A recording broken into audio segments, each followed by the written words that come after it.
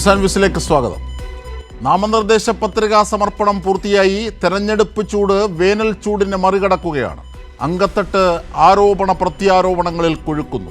പഴയ വടകര ബേപ്പൂർ മോഡലായ കൊലീബിയും ഇപ്പോഴത്തെ മറ്റത്തൂർ മാതൃകയും ഇപ്പോഴും തുടരുന്നു, ഈ നിയമസഭാ തെരഞ്ഞെടുപ്പിലും തുടരുന്നു എന്ന് പറയുന്നത് കോൺഗ്രസ് നേതാക്കന്മാർ തന്നെയാണ്. അവർ കോൺഗ്രസ് വിട്ട് പുറത്തു വന്നപ്പോൾ ആദ്യമായി പരസ്യമായി വെളിപ്പെടുത്തിയതും അതായിരുന്നു. അങ്ങനെ അതൊക്കെ കേട്ട് വിരളി പിടിച്ച ചിലർ കച്ചിത്തുരുമ്പായി ഡീൽ ആരോപണം മുന്നോട്ട് വെച്ചു. യുക്തിക്ക് പുറത്തെ ആരോപണം മറ്റൊരു നുണബോംബായി വീണ്ടും വിസ്മായം തീർത്തു. വിസിബിളായ മായവും നുണകളും ആയുധമാക്കാൻ ചില അമ്പലപ്പുഴ ഇടനിലക്കാരുടെ മാധ്യമങ്ങൾ സഹായിച്ചു എന്നത് നേരാണ്. ഏതാണ്ട് 6-ലധികം മണ്ഡലങ്ങളിൽ BJPക്ക് സ്ഥാനാർത്ഥികളെ നൽകിയ കോൺഗ്രസ്സാണ് കേരളത്തിൽ ഈ അപനിർമ്മിതി ചമയ്ക്കുന്നത് എന്നത് മറ്റൊരു യാഥാർത്ഥ്യം. ബീഹാറിലും ഒഡീഷയിലും ഹരിയാനയിലും BJPയെ സഹായിച്ച കോൺഗ്രസിന് ഇതൊക്കെ എന്ത്? സ്വന്തം പാർട്ടി നേതാക്കന്മാരോട് സീറ്റിന് പണം വാങ്ങാൻ ഉളുപ്പില്ലാത്തവർക്ക് എന്ത് രാഷ്ട്രീയ മര്യാദ? ഗൗരവിൻ്റെ ഗൗരവ ആരോപണം ചർച്ചയായി തുടരും. എന്നാൽ ഇടതുപക്ഷമാകട്ടെ വാഗ്ദാനങ്ങളെല്ലാം പാലിച്ച വികസനത്തിൻ്റെ പ്രോഗ്രസ് കാർഡുമായി ജനങ്ങൾക്ക് മുന്നിൽ. ഏറ്റുമുട്ടട്ടെ, തുടരേണ്ടത് എന്തൊക്കെയാണെന്ന് ജനങ്ങൾക്ക് തിരിച്ചറിവുണ്ട്. പക്ഷേ നുണകളെ കരുതേണ്ടതുണ്ട് എന്ന് മാത്രം.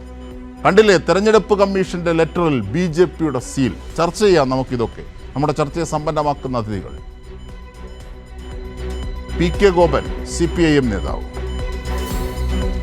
തൗഫീഖ് രാജൻ കോൺഗ്രസ് നേതാവ്, മുതിർന്ന മാധ്യമപ്രവർത്തകൻ ഋഷി K മനോജ്. ആദ്യം നമുക്ക് മാധ്യമപ്രവർത്തകനിൽ നിന്ന് തന്നെ തുടങ്ങാം. ഋഷി K മനോജ്, ഈ തെരഞ്ഞെടുപ്പിൽ ഇന്നിപ്പോൾ നാമനിർദ്ദേശ സമർപ്പിക്കുന്നു, അത് പൂർത്തിയാകുന്നു, ആ പ്രക്രിയ പൂർത്തിയാകുന്നു. തെരഞ്ഞെടുപ്പ് രംഗം വളരെ ചൂടുപിടിക്കുകയാണ്. ഇപ്പോൾ നിലനിൽക്കുന്ന ആരോപണ പ്രത്യാരോപണങ്ങളും തെരഞ്ഞെടുപ്പിൻ്റെ പ്രചാരണ രംഗവും ഒന്ന് വിലയിരുത്തിയാൽ. കേൾക്കുമ്പോൾ തന്നെ നമുക്ക് ആദ്യം തോന്നുക, ഒരു ഇലക്ഷൻ കമ്മീഷൻ ഒരു സ്വതന്ത്ര ഭരണഘടനാ സ്ഥാപനമാണ്. നിർഭയമായിട്ട് നല്ല ആരോപണങ്ങളൊന്നും ഇല്ലാതെ ഒരു തെരഞ്ഞെടുപ്പ് നടത്തുന്ന സ്ഥാപനമാണ് ഇലക്ഷൻ കമ്മീഷൻ. ആ ഇലക്ഷൻ കമ്മീഷൻ്റെ ഒരു ലെറ്റർ ഹെഡിൽ BJPയുടെ ചിഹ്നം വരിക എന്ന് പറഞ്ഞു കഴിഞ്ഞാൽ അതൊരു ക്ലറിക്കൽ മിസ്റ്റേക്ക് ആയിക്കൂടെ? നിഷ്പക്ഷമാണോ? ഒരു ക്ലറിക്കൽ മിസ്റ്റേക്ക് ആയിക്കൂടെ? അവരുടെ തന്നെ വിശദീകരണം അതാണ്. ഈ ക്ലറിക്കൽ മിസ്റ്റേക്ക് എന്ന് പറയുന്നത് ഒരു ഒഴിവഴിവാണ്. വളരെ ഗുരുതരമായ നിഷ്പക്ഷത മറന്നിട്ട് ഇലക്ഷൻ കമ്മീഷൻ്റെ ഭാഗത്തു നിന്നൊരു പ്രവർത്തനം ഉണ്ടായിട്ട് അതിനെ ക്ലറിക്കൽ മിസ്റ്റേക്ക് എന്ന് പറഞ്ഞ് എഴുതി തള്ളാൻ എങ്ങനെ സാധിക്കും? സത്യം പറഞ്ഞാൽ ചീഫ് ഇലക്ടറൽ ഓഫീസറായി സ്ഥാനത്തുനിന്ന് മാറ്റുകയാണ് വേണ്ടത്. എങ്കിലേ നിഷ്പക്ഷമായ ഇലക്ഷൻ ഇവിടെ നടത്താൻ നമുക്ക് സാധിക്കത്തുള്ളൂ. തീർച്ചയായും. അതൊന്ന്, തെരഞ്ഞെടുപ്പ് രംഗത്ത് മറ്റു പലവിധത്തിലുമുള്ള രാഷ്ട്രീയ പ്രക്രിയകൾ ഉയരുന്നുണ്ടല്ലോ. ഇപ്പോൾ ഈ ഗൗരവിൻ്റെ ആരോപണം തന്നെ അതിനുദാഹരണമായി പറയേണ്ടതാണ്. നമുക്ക് ആ തലത്തിൽ നിന്ന് തന്നെ തുടങ്ങാം. കാരണം വേരിൽ നിന്ന് തുടങ്ങിയാലല്ലേ അതിൻ്റെ കൂടുതൽ അർത്ഥവത്താവുകയുള്ളൂ. അതായത് സ്വന്തം പാർട്ടി നേതാക്കന്മാർക്ക് സീറ്റ് വാങ്ങാൻ പണം വാങ്ങുന്നവർ, അത് പ്രിയങ്ക ഗാന്ധിയും KC വേണുഗോപാലും കൊടിക്കുന്നിൽ സുരേഷിനും ഒക്കെ എതിരായ ആരോപണങ്ങളുണ്ട്. അപ്പോൾ ഏതൊക്കെ അർത്ഥത്തിലാണ് അത് വികസിച്ചതെന്ന് മനസ്സിലാകേണ്ടതുണ്ട്. ഇത് ഇപ്പം ഒരു എക്സാമ്പിൾ പറയാം. അമ്പലപ്പുഴയിൽ സുധാകരൻ മത്സരിക്കുന്നു. പാർട്ടിയിൽ നിന്ന് മെമ്പർഷിപ്പ് പുതുക്കാതെ പുറത്തു പോയിട്ട്. ഇതിപ്പോൾ പുറത്തു വരുന്ന കാര്യങ്ങൾ എന്താണ്? മാസങ്ങൾക്ക് മുമ്പേ തന്നെ സുധാകരൻ KC വേണുഗോപാൽ ഉൾപ്പെടെയുള്ളവരുമായിട്ട് ബന്ധപ്പെട്ടിരിക്കുന്നു എന്നുള്ള റിപ്പോർട്ടുകൾ പുറത്തു വരുന്നു. അതൊരു മുതിർന്ന 4 തവണ MLA ആയി 2 തവണ പാർട്ടി മന്ത്രിയാക്കിയ ഒരാൾ മാസങ്ങൾക്ക് മുമ്പ് തന്നെ ഒരു കോൺസ്പിറസി വർക്കൗട്ട് ചെയ്തിട്ട് കോൺഗ്രസിൻ്റെ നേതാക്കളുമായിട്ട് ബന്ധപ്പെട്ടിരിക്കുന്നു, KC വേണുഗോപാൽ ഉൾപ്പെടെയുള്ളവരുമായിട്ട്. എന്നിട്ടിപ്പം ഞാനെന്ന് പറഞ്ഞില്ലേ രാമനാരായണ എന്ന് പറഞ്ഞിട്ട് എന്നെ മുഖ്യമന്ത്രി ചെറ്റതരം കാണിച്ചു എന്ന് പറഞ്ഞിട്ട് അതിനെ ലഘൂകരിക്കാൻ ശ്രമിക്കുന്നതും അതിനെ ചില മുഖ്യധാര മാധ്യമങ്ങൾ, വലതുപക്ഷ മാധ്യമങ്ങൾ അത് ഏറ്റെടുക്കുന്നതും അതിനകത്ത് രാഷ്ട്രീയം എന്താ നമ്മൾ തിരിച്ചറിയണം. തീർച്ചയായും അതിൻ്റെ രാഷ്ട്രീയം തിരിച്ചറിയണം. ശ്രീ ഋഷി K മനോജ്, അതായത് നമ്മൾ ഈ തെരഞ്ഞെടുപ്പ് രംഗം ഇനി കേരളത്തിലേക്ക് കൂടുതലായി എത്തുമ്പോൾ ചിറയൻകീഴ്, ചടയമംഗലം, കൊട്ടാരക്കര, പറവൂര്, ആലപ്പുഴ, തൃശ്ശൂർ എന്നിവിടങ്ങളിലെ BJP സ്ഥാനാർത്ഥികളെ കോൺഗ്രസ് ആണ് സമ്മാനിക്കുന്നത്. ഇതേ കോൺഗ്രസിനെ സംബന്ധിച്ച് കഴിഞ്ഞ ദിവസം നുസൂർ എന്ന കോൺഗ്രസ് വിട്ട് പുറത്തു വന്ന ആദ്യം അദ്ദേഹം പറയുകയാണ്, അദ്ദേഹം ഉപാധ്യക്ഷൻ, യൂത്ത് കോൺഗ്രസിലെ ഉപാധ്യക്ഷനൊക്കെ ആയിരുന്ന ആളാണ്. അപ്പോൾ അദ്ദേഹം പറയുകയാണ് കൃത്യമായ ഡീലുണ്ട്. എണ്ണി ആ മണ്ഡലങ്ങളെക്കുറിച്ച് പറഞ്ഞു. കോൺഗ്രസ് BJPയുമായി ഡീലുണ്ടാക്കിയത്. അങ്ങനെ ഒരു കോൺഗ്രസ് നേതാവ് പറഞ്ഞു എന്നതിൻ്റെ ജാള്യത മറയ്ക്കാൻ പെട്ടെന്ന് ഒരു ഡീൽ ആരോപണവുമായി മറ്റൊരു നുണബോംബുമായി പ്രതിപക്ഷ നേതാവ് വന്നതും KC വേണുഗോപാൽ അടക്കമുള്ളവർ അത് തുടരുന്നതുമൊക്കെ നമ്മൾ കണ്ടതാണ്. യഥാർത്ഥത്തിൽ അതിനെ ചില മാധ്യമങ്ങൾ അതിന് വലിയ സ്പേസ് കൊടുക്കാനൊക്കെ ശ്രമിച്ചു. പക്ഷേ അത് പൊളിഞ്ഞു വീഴുന്ന കാഴ്ചയും നമ്മൾ കാണുന്നു. ഇങ്ങനെ ഒരു ഘട്ടത്തിൽ ഡീലിനെ കുറിച്ച് ആ നുസൂർ പറഞ്ഞ വാക്കുകൾ, കഴിഞ്ഞ ദിവസം നുസൂർ പറഞ്ഞ വാക്കുകൾ നമുക്കൊന്ന് കേൾക്കാം.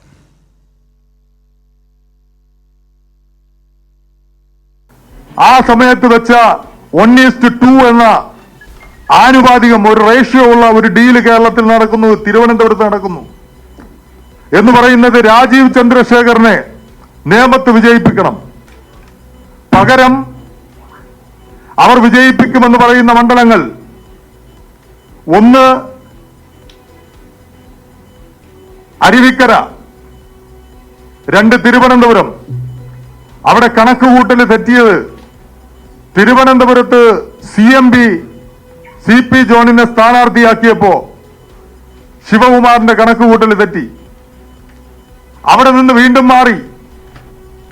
ആ 1:2 തന്നെ ആനുപാതികമായി ഈ ചർച്ചകൾക്ക് തുടക്കം കുറിച്ചപ്പോൾ തന്നെ അവർ വട്ടിയൂർക്കാവും ഒരിക്കലും ചേരില്ല എന്ന് കരുതിയ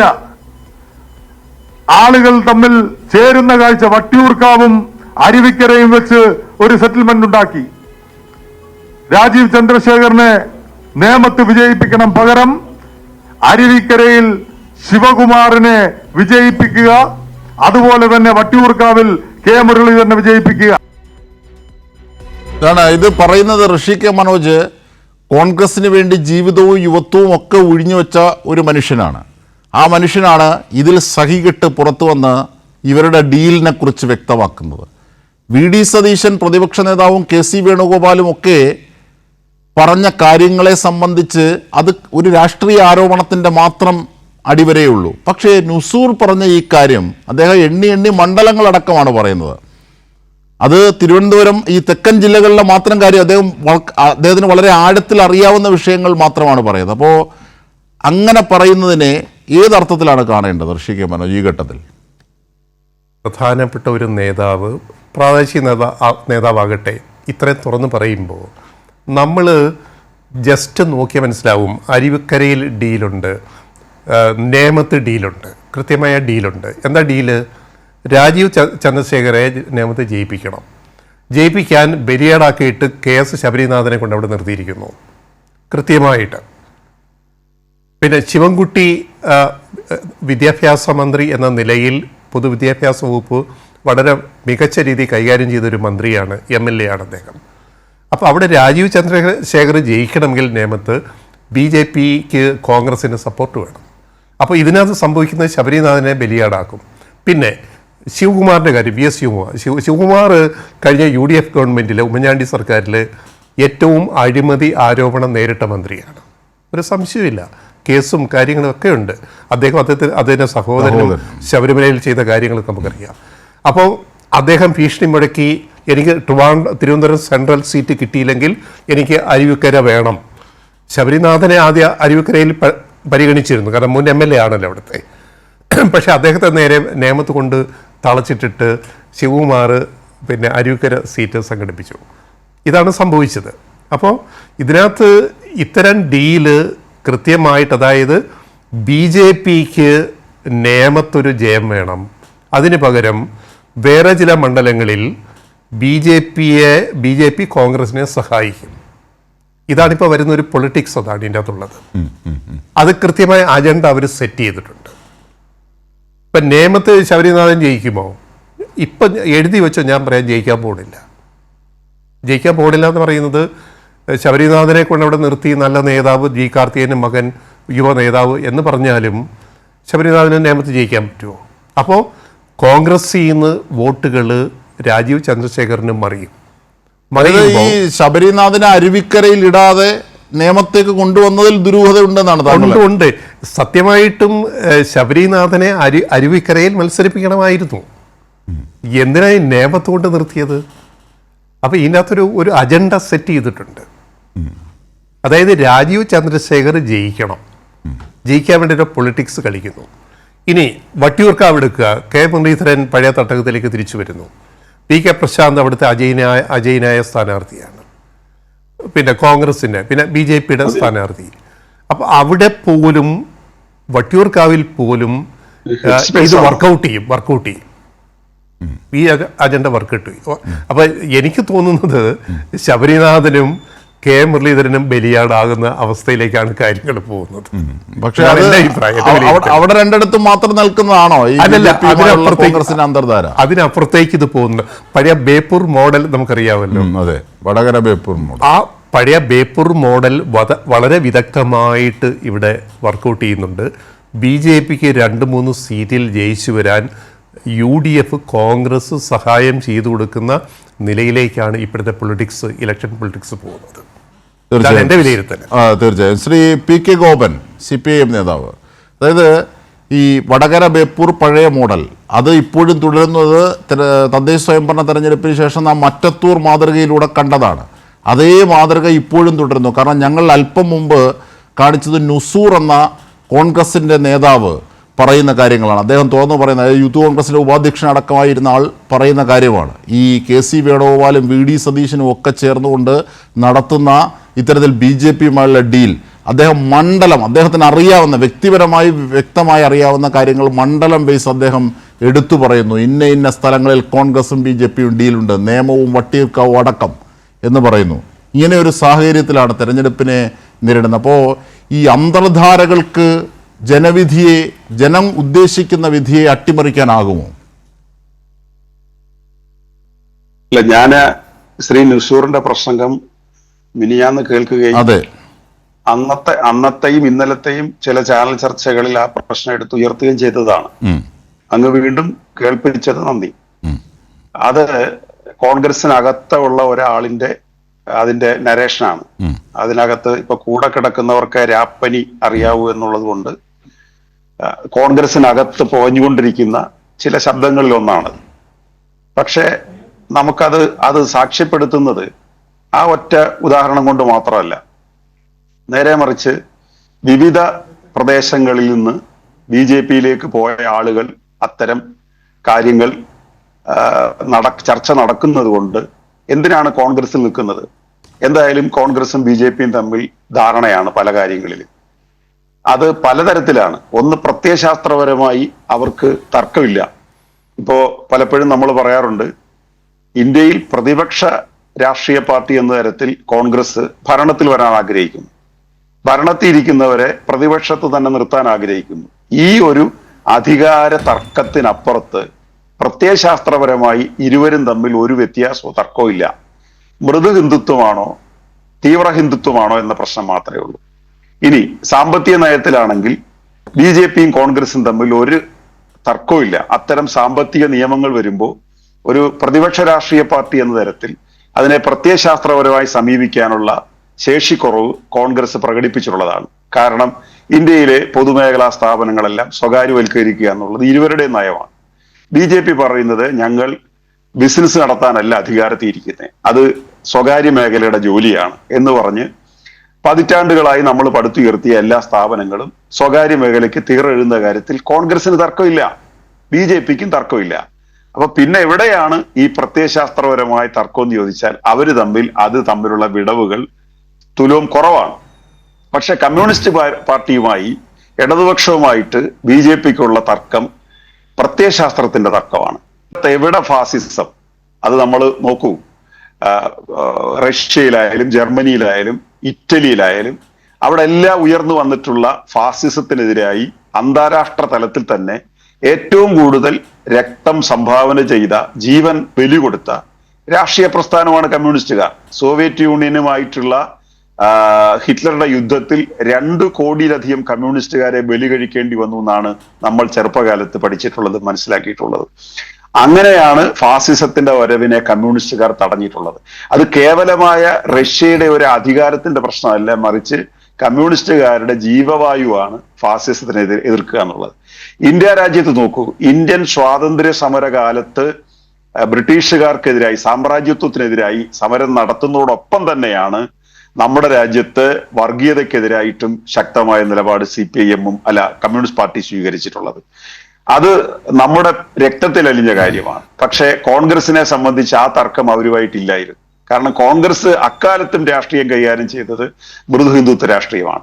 ഇനി വിശദീകരിച്ച് പറയാൻ സമയമില്ല. സ്വതന്ത്ര ഇന്ത്യയിലേക്ക് വന്നാൽ ബാബറി മസ്ജിദിന്റെ പ്രശ്നം അത് തകർക്കാൻ പാടില്ല എന്ന് CPIM-ന്റെ ജനറൽ സെക്രട്ടറി സുർജിത്ത് ദേശീയ ഉദ്ഗ്രഥന കൗൺസിൽ പ്രമേയം കൊണ്ടുവന്നത്, നമ്മൾ ഈ 370-ാം വകുപ്പ് എടുത്ത് കളയാൻ പാടില്ല എന്ന് എടുത്ത് കളയണമെന്ന് വാശി പിടിക്കുന്നവർ, പക്ഷേ UP ഗവൺമെന്റ് കാര്യത്തിൽ ആ വകുപ്പ് മാറ്റിവെച്ചുകൊണ്ട് അവരെ പിരിച്ചുവിടേണ്ടി വന്നാൽ പിരിച്ചുവിടണമെന്ന് പറയുക, അത് കേൾക്കാതിരിക്കുക, ബാബറി മസ്ജിദിന് പ്രൊട്ടക്ഷൻ കൊടുക്കാതിരിക്കുക, അതിനുശേഷം അവിടെ നിന്ന് ഇലക്ഷൻ പ്രചരണം ആരംഭിക്കുക, കോൺഗ്രസ് ആരംഭിക്കുക, രാമരാജ്യം പറയുക, ഇങ്ങനെ ഒരുപാട് കാര്യങ്ങൾ കോൺഗ്രസ് നടത്തിയിട്ടുണ്ട്. അപ്പൊ തർക്കമില്ല. ഇനി അവസാനം രാമജന്മഭൂമി ക്ഷേത്രം പണിഞ്ഞപ്പോൾ അതിന് ഉദ്ഘാടനത്തിന് ക്ഷണിക്കുന്നു, അപ്പൊ കോൺഗ്രസ് തർക്കിക്കുന്നില്ല. CPM ജനറൽ സെക്രട്ടറി സീതാറാം യെച്ചൂരിയെ ക്ഷണിച്ചപ്പോഴാണ് അത് രാഷ്ട്രീയ തർക്കമായിട്ട് ഉയർത്തിക്കൊണ്ടുവരുന്നത്. അതിനുശേഷമാണ് കോൺഗ്രസ് അതിൽ പങ്കെടുക്കുന്നില്ല എന്ന് തീരുമാനിക്കുന്നത്. ഇതെല്ലാം നമ്മുടെ മുമ്പിലുള്ളപ്പോഴാണ് കേരളത്തിലെ അപക്വമായ രാഷ്ട്രീയ നേതൃത്വം. എനിക്ക് VD സതീശൻ പറഞ്ഞാൽ മനസ്സിലാവും, KC വേണുഗോപാൽ പറഞ്ഞാൽ മനസ്സിലാവും. കാരണം അവർ കേരളത്തിൽ എങ്ങനെയും അധികാരത്തിൽ വരാൻ വേണ്ടി നിൽക്കുകയാണ്. പക്ഷേ ദേശീയ രാഷ്ട്രീയത്തിലെ നേതാവായ സാക്ഷാൽ രാഹുൽ ഗാന്ധി ഇത്രയും അപക്വമായ ഒരു പ്രസ്താവന തിരുവനന്തപുരത്ത് നിന്ന് നടത്താവോ? BJP-യും CPM-ഉം തമ്മിൽ CJP, അദ്ദേഹം ഉദ്ദേശിച്ചത് കമ്മ്യൂണിസ്റ്റ് ജനതാ പാർട്ടി എന്നല്ല, അതിന് ചേരുന്നത് CJP തന്നെയാണ്. അതിലെനിക്ക് തർക്കമില്ല. അത് കോൺഗ്രസ് ജനതാ പാർട്ടിയാണ്.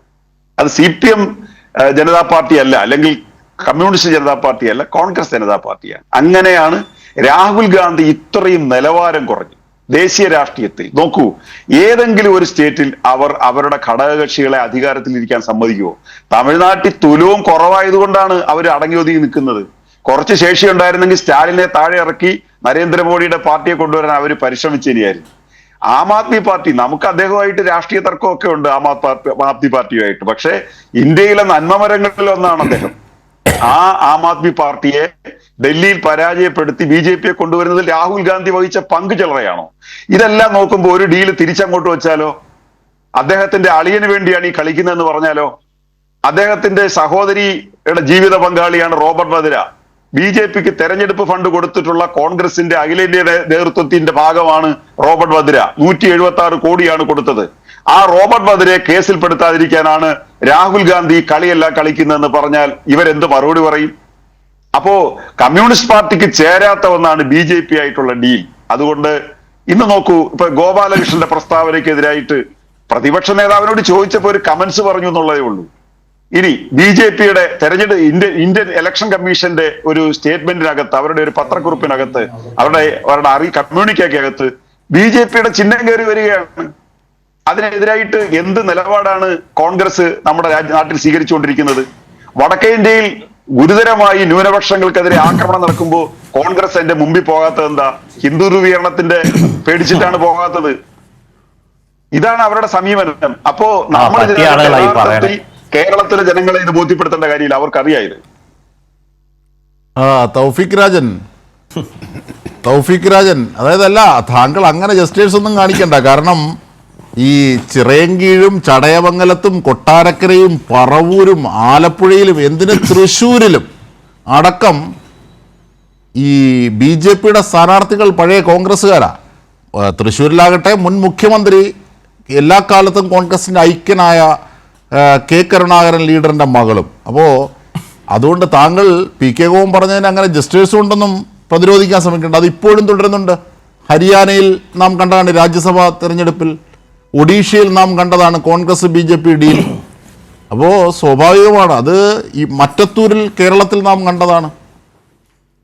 അപ്പോൾ അത് ഇപ്പോഴും തുടരുന്നു എന്നുള്ളതാണ് അദ്ദേഹം സമർപ്പിച്ചത്. കാരണം ഒരിക്കലും ഇടതുപക്ഷത്തിന് BJP-യുമായി ചേരാനല്ല, BJP-ക്ക് ഇടതുപക്ഷവുമായി ചേരാനാകില്ല. കാരണം അത് ആഗോള തലത്തിൽ തുടരുന്ന അതിൻ്റെ ജനിതകമായ വേർതിരിവ് തന്നെയാണ് കാരണം. പക്ഷെ കോൺഗ്രസിന് അങ്ങനെയല്ല. അത് 1992 ഡിസംബർ 6 ബാബറി മസ്ജിദ് പൊളിച്ച അടക്കമുള്ള എല്ലാ വിഷയങ്ങളിലും ഇപ്പോൾ വരെയുള്ള സമകാലിക വിഷയം അദ്ദേഹം ചൂണ്ടിക്കാണിക്കുകയായിരുന്നു. P K Gopan. അല്ല, ഈ CPM നിന്ന് BJP ചേർന്ന ആളുകളുടെ കാര്യമൊന്നും അങ്ങ് മറന്നുകൊണ്ട് സംസാരിക്കരുത്. ഇതിനു മുമ്പ് CPM-മായി ഇല്ലെങ്കിൽ BJP-യുമായി അന്തർധാരയൊക്കെ ഉണ്ടാക്കി ഇവിടെ PM ശ്രീ പദ്ധതിയിൽ ഉൾപ്പെടെ രഹസ്യബാധവും രഹസ്യ ഡീലും ഒക്കെ ഉണ്ടാക്കിയതും കേരളത്തിലെ ജനങ്ങൾ വളരെ കൃത്യവും വ്യക്തമായി മനസ്സിലാക്കി മുന്നോട്ട് പോകുന്നുണ്ട്. ഏതായാലും ശരി അജിംഷാദെ, ഈ കലക്കവെള്ളത്തിൽ മീൻ പിടിക്കുക എന്നുള്ള സ്ഥിരം തന്ത്രമുണ്ട്.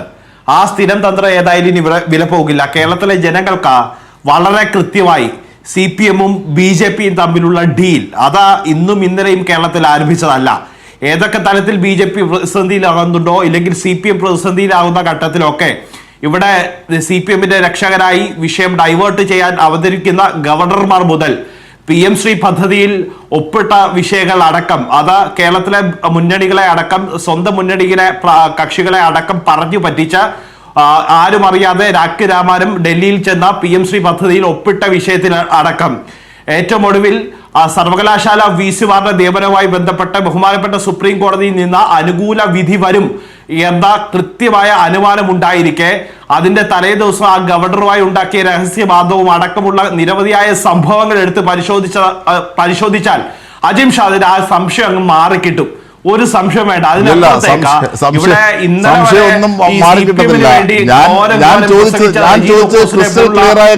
നിരീക്ഷകർ അൺഒഫീഷ്യൽ നിരീക്ഷകരൊക്കെ ഇന്ന് ഏത് പാർട്ടിയിലാണ് ഏത് പാർട്ടിയുടെ വക്താക്കന്മാരായാണ് സംസാരിക്കുന്നത് എന്ന് നമുക്ക് വളരെ കൃത്യവും വ്യക്തമായിട്ടൊക്കെ മനസ്സിലാവുമല്ലോ. അപ്പോ സാഹചര്യം ഉണ്ടാകുമ്പോ ഈ കലക്കവെള്ളത്തിൽ മീൻ പിടിക്കുക എന്നുള്ള സ്ഥിര തന്ത്രം ഉണ്ടല്ലോ, അത് നടക്കില്ല. അത് നിങ്ങളുടെ MLA ഉണ്ടല്ലോ, ഇടുക്കിയിലെ MLA രാജ, അദ്ദേഹം എങ്ങോട്ടാണ് പോയത് അറിയാലോ. അദ്ദേഹം ഏത് പാളയത്തിൽ അദ്ദേഹം പോയത് എങ്ങോട്ടാണ്? താങ്കൾ ഉദ്ദേശിക്കുന്ന വേറെ ആരെങ്കിലും ഒക്കെ ആയിരിക്കും. ഞാനൊരു ഒറ്റ കാര്യം പറയാം. നുസൂർ തന്നെയാണ്, അതായത് നിങ്ങളുടെ യൂത്ത് കോൺഗ്രസിന്റെ ഉപാധ്യക്ഷനായിരുന്ന നുസൂർ തന്നെയാണ് പറഞ്ഞത് കഴിഞ്ഞ ദിവസം. നുസൂറിന്റെ വാക്കുകൾ 2 തവണ ഞങ്ങൾ കേട്ടു. ഇനി തൗഫീഖിന് വേണ്ടി മൂന്നാമത് ഒരിക്കൽ കൂടി കേൾപ്പിക്കാൻ അത് ബോറാണ്. അതുകൊണ്ടാണ് ഞാൻ ഒന്നും കൂടി അത് ആവർത്തിക്കുന്നത്. നുസൂർ പറഞ്ഞു, നേമം, വട്ടിയൂർക്കാവ്, തിരുവനന്തപുരം സെൻട്രൽ, അരുവിക്കര അടക്കം BJP കോൺഗ്രസ് ഡീൽ ഉണ്ടാക്കിയിട്ടുണ്ട്, അത് തനിക്കറിയാമെന്ന് പ്രതിപക്ഷ നേതാവ് ഈ കപട ആരോപണം ഉന്നയിക്കുന്നതിന് മുമ്പ് പറഞ്ഞത് നുസൂർ, നിങ്ങളുടെ നേതാവ്. തൗഫീഖ്, എന്റെ അജിംഷാദെ എന്തിനാണ് ഇങ്ങനെ രോഷാകുലനാകുന്നത്? അങ്ങ് ആ CPM പ്രതിനിധി PK ഗോപൻ പോലും ഇത്ര ആവേശത്തിൽ S രാജേന്ദ്രൻ ഇപ്പൊ എവിടെ? രാജേന്ദ്രൻ നിങ്ങളുടെ MLA ആയിരുന്നോ? അല്ല അജിംഷാദെ, ഞാൻ ചോദിക്കാൻ ആഗ്രഹിക്കുകയാണ്, ഈ S രാജേന്ദ്രൻ നിങ്ങളുടെ MLA ആയിരുന്നോ? അദ്ദേഹം ഇപ്പോ എവിടെയാണ്? നിങ്ങളുടെ നാട്ടിൽ നിങ്ങളുടെ മുന്നണിയിൽ തന്നെ പെട്ട ഈ CPI-യുടെ MLA അദ്ദേഹം ഇപ്പോ ഏത് പാളയത്തിലാണ്? തൃശ്ശൂരിൽ നിന്നുള്ള MLA അദ്ദേഹം ഏത് പാളയത്തിലാണ്? ഒന്ന് വ്യക്തമാക്കാവോ? ഞാൻ അങ്ങോട്ട് പറയാം. 2 എണ്ണത്തിന് പകരം ഈ ചുണ്ടങ്ങ വന്നിട്ട് വഴുതനങ്ങ മേടിക്കരുത്. ചിറയൻകീഴിലെ സ്ഥാനാർത്ഥി ആരാണ്? BJP-യുടെ ചിറയൻകീഴിലെ സ്ഥാനാർത്ഥി ആരാണ്? ചടയമംഗലത്തെ സ്ഥാനാർത്ഥി ആരാണ്? അതായത് കഴിഞ്ഞ ദിവസവും തിരുവനന്തപുരത്ത് കാണുമ്പോൾ കതറിട്ട് കോൺഗ്രസ് ആയിരുന്ന അരുൺ രാജാണ് ചടയമംഗലത്ത് BJP-യുടെ സ്ഥാനാർത്ഥി. പിന്നീട് കൊട്ടാരക്കരയിൽ BJP-യുടെ സ്ഥാനാർത്ഥി ആരാണ്? പറവൂരിൽ, സാക്ഷാൽ പറവൂരിൽ ആരാണ്? ആലപ്പുഴയിൽ ആരാണ്? ഇനി തൃശ്ശൂര് നിങ്ങളുടെ എല്ലാ കാലത്തെയും ഐക്കൺ, നിങ്ങളുടെ ലീഡർ K കരുണാകരന്റെ മകളാണ്. K ആന്റണിയുടെ മകൻ മറ്റൊരു ഐക്കൺ, അദ്ദേഹവും BJP-യിലാണ്. അപ്പൊ അതുകൊണ്ട് ഈ ചുണ്ടങ്ങ കൊടുത്ത് വഴുതനങ്ങ വാങ്ങല്ലേ തൗഫീഖ്.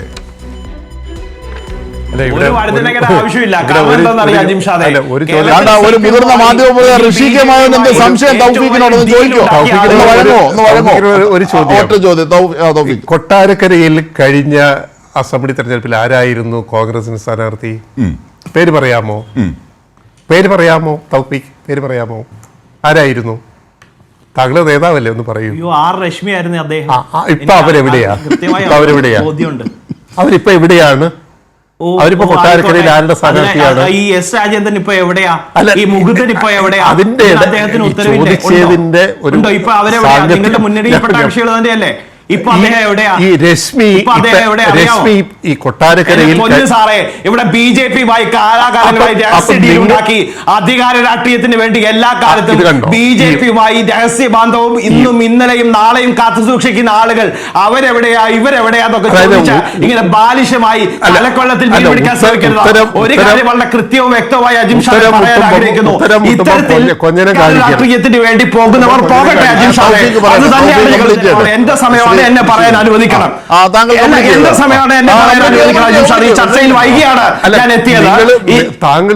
ഈ ചർച്ചയിൽ വൈകിയാണ് അജിംഷാദും മറ്റു പ്രതിനിധികളും ഒന്ന് അടങ്ങാം. എനിക്ക് പറയാനുള്ളത് പറഞ്ഞിട്ട് അല്ല, എന്റെ സമയമാണല്ലോ, എന്റെ സമയമാണല്ലോ, ഞാൻ പറയാനുള്ളത് പൂർത്തിയാക്കട്ടെ. അജിംഷാദെ ഒരു സംശയം വേണ്ട, പറഞ്ഞോളൂ. താങ്കൾക്ക് അജിംഷാദെ രോക്ഷാകുലില്ല, ഒരു രോക്ഷാകുലിന്റെ ആവശ്യമില്ല. ഇവിടെ ഘോരം CPM-നേക്കാൾ ആവേശത്തിൽ പ്രസംഗിക്കുന്നത് ഞാനല്ല, അങ്ങാണ്. അതിനോടൊപ്പം തന്നെ സ്വന്തം പാളയത്തിലെ അവസ്ഥ മനസ്സിലാക്കാതെ, സ്വന്തം പാർട്ടിയിലെ അവസ്ഥ മനസ്സിലാക്കാതെ അപ്പുറത്തെ പാർട്ടിയിൽ എന്ത് സംഭവിക്കുന്നു എന്ന ഗവേഷണം നടത്തി കേരളത്തിലെ ജനങ്ങൾ കടക്കുപുറത്ത് എന്ന് പറയാൻ കാത്തിരിക്കുന്ന CPM-ന്റെ നിരീക്ഷകരും പ്രതിനിധികളും അടക്കമുള്ള ആളുകളോട് എനിക്ക് വളരെ കൃത്യമായി ഒരു കാര്യം മാത്രമേ പറയാൻ ആഗ്രഹിക്കുന്നുള്ളൂ.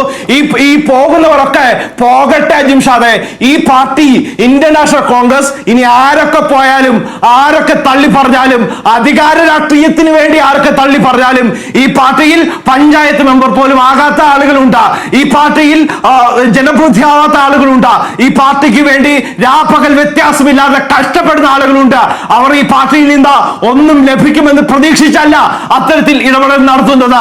അവർ കേരളത്തിലെ ജനദ്രോഹ സർക്കാരുകൾക്കെതിരെ കഴിഞ്ഞ 10 വർഷക്കാലം കേരളം ഭരിച്ചു മുടിച്ച സർക്കാരിനെതിരെ, ശബരിമല സ്വന്തക്കൊള്ളം നടത്തിയ സർക്കാരിനെതിരെ, ആഗോള അയ്യപ്പ സംഗമം നടത്തി, ആഗോള അയ്യപ്പ സംഗമം എന്നുള്ള ആളില്ല സംഗമം നടത്തിയ സർക്കാരിനെതിരെ ഇത്തരത്തിൽ ജനങ്ങളെ ഏതെല്ലാം തരത്തിൽ വഞ്ചിക്കാമോ, ഏതെല്ലാം തരത്തിൽ പറ്റിക്കാമോ, യുവതീ പ്രവേശനത്തിലൂടെ ഈ ആചാരാനുഷ്ഠാനങ്ങളെ തച്ചു തീർക്കാൻ ശ്രമിച്ചവർക്കെതിരെ, സ്ത്രീകളെ കയറ്റിയത് ഉൾപ്പെടെയുള്ള കാര്യങ്ങൾ നമുക്ക് മുന്നിലുണ്ട് അജിംഷാദെ. ഇങ്ങനെ ആരോഗ്യ കേരളത്തെ വെന്റിലേറ്ററിലാക്കിയ സർക്കാരിനെതിരെ, ഈ സർക്കാരിനെതിരെ ഒക്കെ ജനങ്ങൾ പ്രതികരിക്കാൻ തയ്യാറെടുത്തുകൊണ്ട് മുന്നോട്ട് പോവുകയാണ്. ആ ഘട്ടത്തിൽ രശ്മി കോൺഗ്രസിൽ നിന്ന് BJP-യിൽ പോയി, അരുൺ രാജ് കോൺഗ്രസിൽ നിന്ന് BJP-യിൽ പോയി എന്നൊക്കെ പറയുമ്പോൾ എസ് രാജേന്ദ്രനും മുഖതനും അടക്കമുള്ള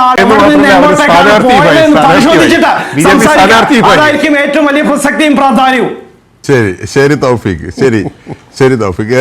ഋഷിക്ക് എന്റെ സാറേ കഷ്ടമുണ്ട്. നിങ്ങൾക്ക് ഈ PM ശ്രീ പദ്ധതിയിൽ ഉണ്ടാക്കിയ നിങ്ങൾ ഡീലിനെ പറ്റി സംസാരിക്കാൻ തയ്യാറുണ്ടോ? യൂണിവേഴ്സിറ്റി VC-മാരുടെ നിയമനവുമായി ബന്ധപ്പെട്ട് സുപ്രീം കോടതിയിൽ നിങ്ങൾ ലക്ഷങ്ങൾ മുടക്കി പ്രമുഖ അഭിഭാഷകരെ വെച്ച് വാദിച്ചല്ലോ. അതിൽ സുപ്രധാനമായി വിധി വരുന്നതിന്റെ തലേ ദിവസം എന്തിനാണ് നിങ്ങൾ അത്തരത്തിൽ ഗവർണറുമായി ഡീൽ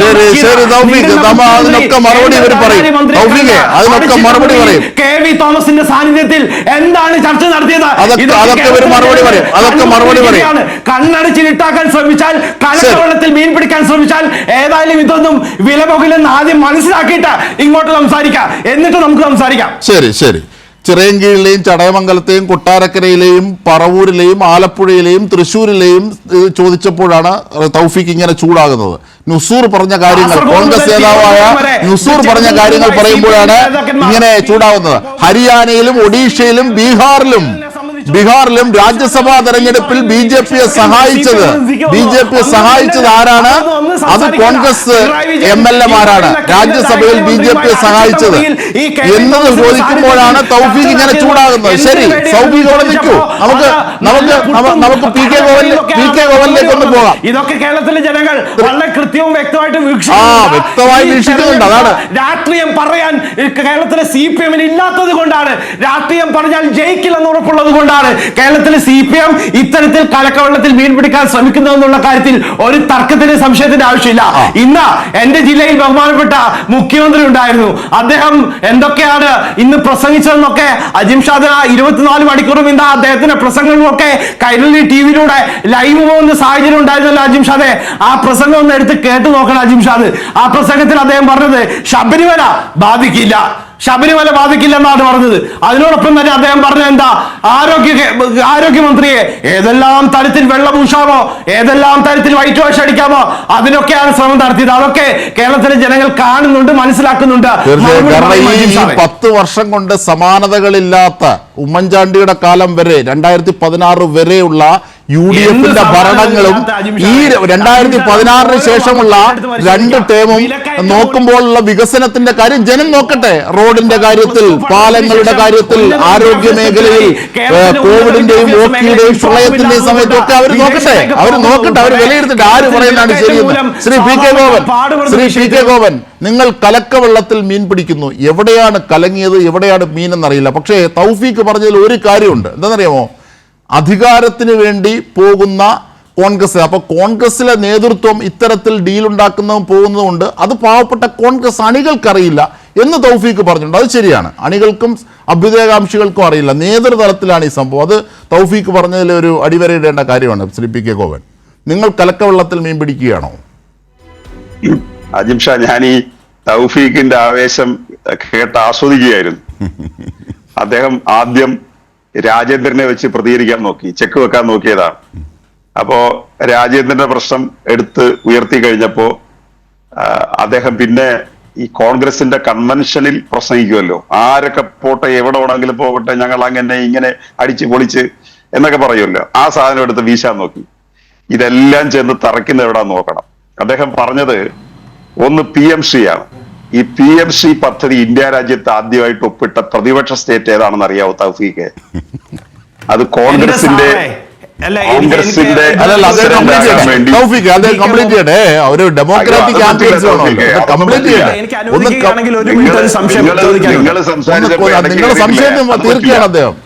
നിങ്ങളുടെ സംശയം തീർക്കുകയാണ്.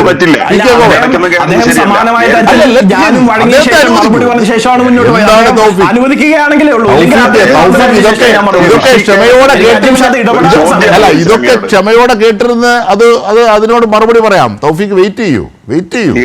നേരത്തെ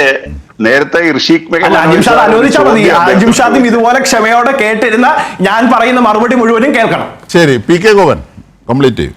എന്തോ തൗഫീഖ് എന്തോ ഉദ്ദേശിക്കുന്നത്, സമ്മതിക്കത്തില്ലെന്നാണോ അതോ എന്തോ ഉദ്ദേശിക്കുന്നത്? അല്ല, ശരി, പി കെ ഗോപൻ പറഞ്ഞോളൂ കംപ്ലീറ്റ് ചെയ്യും. അദ്ദേഹത്തിന് മാക്സിമം സമയം ഒന്ന് കളയാനാ, കാരണം പോയിന്റുകൾ എത്തിയാൽ അദ്ദേഹത്തിന് പ്രശ്നമാണ്.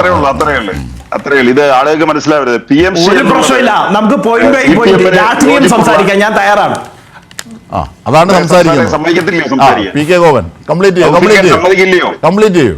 പി കെ ഗോപൻ, അപ്പോ PMC എന്നുള്ളത് കേന്ദ്ര ഗവൺമെന്റിന്റെ പദ്ധതിയാണ്. ആ PMCക്ക് 177 കോടി രൂപയാണ് കേരളത്തിന് തരേണ്ടത്. അത് വലിയ നഷ്ടമൊന്നുമല്ല, അത് കിട്ടിയില്ലെങ്കിലും നമ്മൾ പരിഹരിച്ചു പോകും. പക്ഷെ SSK ഫണ്ടിന്റെ ഇനത്തിൽ 1700 കോടി തരാനുണ്ട്. അപ്പൊ അവര് പറഞ്ഞത് PMC നടപ്പിലാക്കിയാലേ ഈ 1700 കോടി തരൂ. ഈ 1700 കോടി രൂപ കേരളത്തിൽ ലഭിക്കാൻ വേണ്ടി ഒരു 17 മിനിറ്റ് ലോക്സഭയെ സംസാരിച്ചിട്ടുണ്ടോ നിങ്ങളുടെ 19 MP-മാർ? എപ്പോഴെങ്കിലും ഒരു മിനിറ്റ് ഇല്ലല്ലോ. നിങ്ങൾക്ക് അത് പറയാൻ റൈറ്റ് ഇല്ല. ഇനി PMCയുടെ പ്രശ്നം, ഇന്ത്യ രാജ്യത്ത് ആദ്യമായി പ്രതിപക്ഷ നേതൃത്വ നിലയിൽ നിന്ന് ഒപ്പിട്ടത് അശോക് ഗെഹ്ലോട്ടിന്റെ ഗവൺമെന്റാണ്. അദ്ദേഹമാണ് കോൺഗ്രസിന്റെ AICC പ്രസിഡന്റ് ആക്കാൻ വിളിച്ച ആളാ. എനിക്ക് മുഖ്യമന്ത്രി സ്ഥാനം മതി എന്ന് പറഞ്ഞിട്ട് വരാതിരുന്ന ആളാണ്. അങ്ങനെയാണ് ഖാർഗെയ്ക്ക് പ്രസിഡന്റ് സ്ഥാനം കിട്ടുന്നത്. അതുകൊണ്ട് PMC കർണാടകത്തിൽ നടപ്പിലാക്കുന്നുണ്ട്, തെലങ്കാനയിൽ നടപ്പിലാക്കുന്നുണ്ട്, രാജസ്ഥാൻ നടപ്പിലാക്കി കഴിഞ്ഞ കാര്യമാണ്. അതുകൊണ്ട് ഇനി അതെടുത്ത് ഞങ്ങൾക്ക് നേരെ പ്രയോഗിക്കരുത്. ഞങ്ങൾ ചർച്ച ചെയ്തപ്പോ ആ പൈസ 1700 കോടി നഷ്ടപ്പെട്ടാലും ഈ PMC ഒപ്പിടണ്ട എന്ന് തീരുമാനിക്കുകയും ചെയ്തിട്ടുണ്ട്. രണ്ടാമത്തെ കാര്യം ഗവർണറുമായിട്ടുള്ള ഡീലാണ്. അങ്ങ് മനസ്സിലാക്കേണ്ടത്, ഈ സമ്മതിക്കത്തില്ലേ നിങ്ങൾ സംസാരിക്കാൻ? പറഞ്ഞോളൂ, അദ്ദേഹത്തിന് സഹിക്കുന്നില്ല. നിങ്ങൾ സംസാരിക്കാൻ സമ്മതിക്കില്ലേ? ഇത് ആർക്ക് പഠിക്കുക? കോൺഗ്രസിലെ ആർക്ക് പഠിക്കുക? ഏത് ചർച്ച പാനലിസ്റ്റിന് പഠിച്ചോണ്ടിരാ വന്നിരിക്കുന്നത്? അങ്ങ് സംസാരിക്കാം. അപ്പോ അങ്ങ് സംസാരിക്കാം, ഒരു കുഴപ്പമില്ല. നിങ്ങളുടെ അനുവാദം എനിക്ക് വേണ്ട. തരുന്നില്ല അനുവാദം തരാൻ. ഞാൻ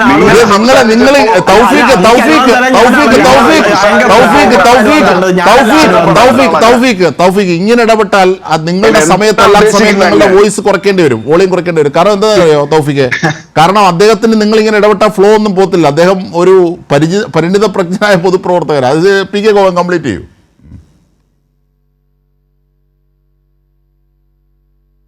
അപ്പോ ഗവർണറുമായിട്ടുള്ള പ്രശ്നമാണ്. ചർച്ച ചെയ്ത് തീർക്കാൻ എന്ന് പറഞ്ഞാൽ അത് ഓർഡറാ. ഒരു ഫുൾ സുപ്രീം കോടതി ഓർഡറാണ്. സുപ്രീം കോടതി ഉത്തരവിന് തുല്യമാണത്. നിങ്ങൾ ചർച്ച ചെയ്ത് പരിഹരിക്കാൻ പറഞ്ഞു. അങ്ങനെയാണ് ഗവർണർ എന്ന് പറഞ്ഞാൽ BJP എന്നുള്ളതല്ല, ഒരു ഭരണാധികാരിയാ. ആ ഗവർണർ നിലപാടെടുത്തപ്പോ ശിവൻകുട്ടി ഇറങ്ങിപ്പോ, പ്രസാദ് ഇറങ്ങിപ്പോരുന്ന അറിയാവോ? മുഖ്യമന്ത്രി ഗവർണർക്കെതിരെ പത്രസമ്മേളനം നടത്തി.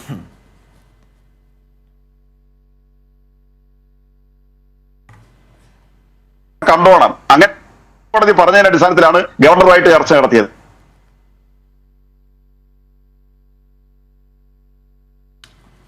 ഇതോ ചില സാങ്കേതിക പ്രശ്നം ഉണ്ട്. ആ ഗവർണറുടെ ചർച്ച നടത്തിയത് എന്ന വാക്ക് വരുന്നത് വരെയാണ് ശ്രീ പി കെ കോവൻ്റെ വാക്കുകൾ ഇവിടെ എത്തിയത്. എന്തായാലും ആ സാങ്കേതിക പ്രശ്നം പെട്ടെന്ന് തന്നെ പരിഹരിക്കുമെന്നാണ് കരുതുന്നത്. എന്തായാലും പി കെ കോവനിലേക്ക് തന്നെ ഒരിക്കൽ കൂടി പോകാനാകും എന്ന് തന്നെ പ്രതീക്ഷിക്കുന്നു.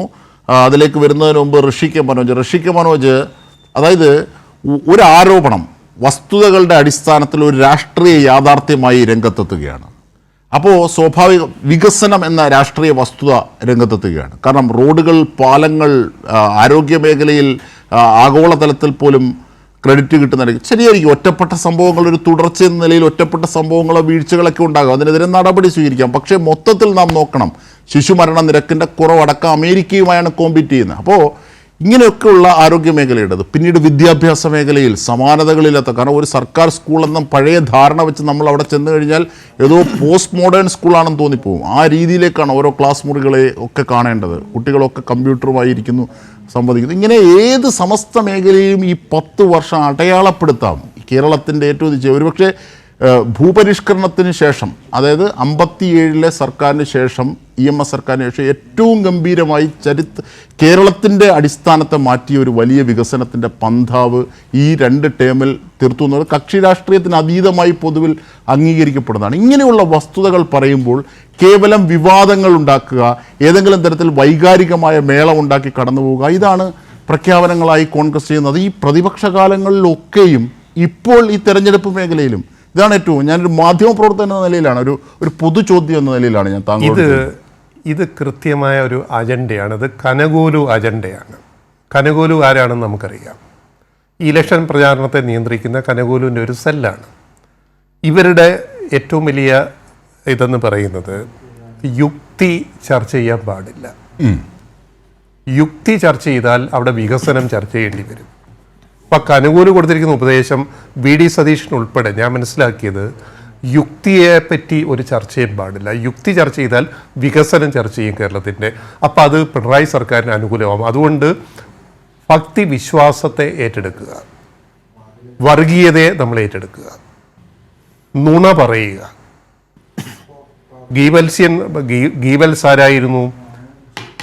ഹിറ്റ്ലർ, നാസി ഹിറ്റ്ലറുടെ വാർത്താ പ്രചരണ മന്ത്രിയായിരുന്നു ഗീബൽസിൻ്റെ തിയറി എന്താണ്? ഒരു നുണ 100 തവണ പറഞ്ഞാൽ അത് സത്യമായിട്ട് ജനങ്ങൾ വിശ്വസിക്കും. ഇതാണ് കനകോലുവിൻ്റെ സിദ്ധാന്തവും. സതീശൻ നുണ പറയുന്നു, സതീശൻ നുണേശൻ അറിയാമല്ലോ. എത്ര ലക്ഷങ്ങളാണത് ഫോളോ ചെയ്യുന്നത്. ആദ്യം സതീശൻ്റെ നുണകൾ, പിന്നെ നുണേശൻ്റെ നുണകൾ, പിന്നെ ആ പേജ് പിന്നെയും എല്ലാം ബ്ലോക്ക് ചെയ്യിച്ചാല് കനകോലൂട്ടി ബ്ലോക്ക് ചെയ്യുന്നത്. അപ്പൊ ഇതൊരു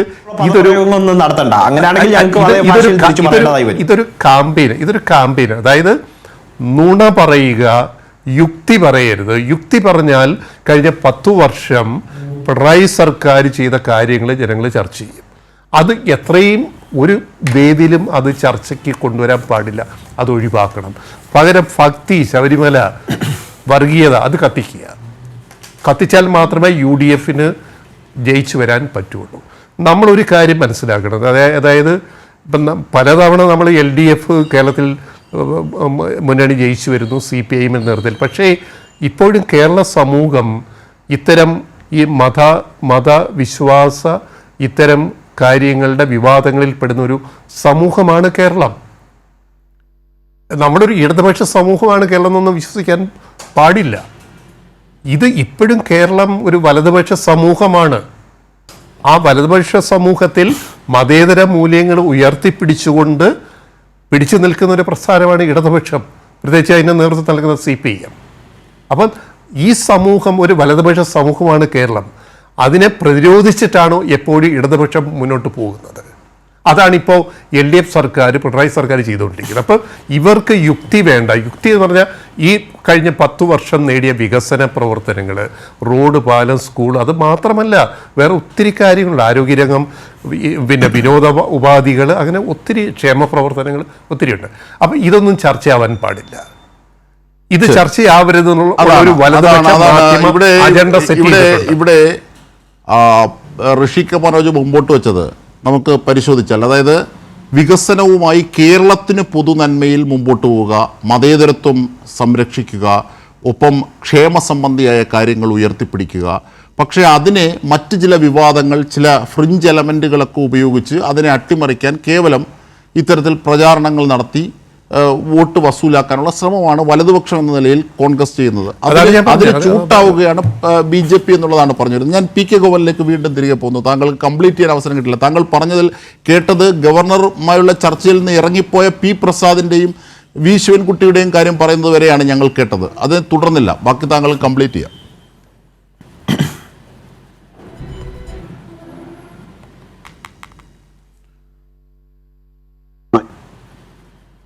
കേൾക്കാമോ ശ്രീ PK ഗോവൻ?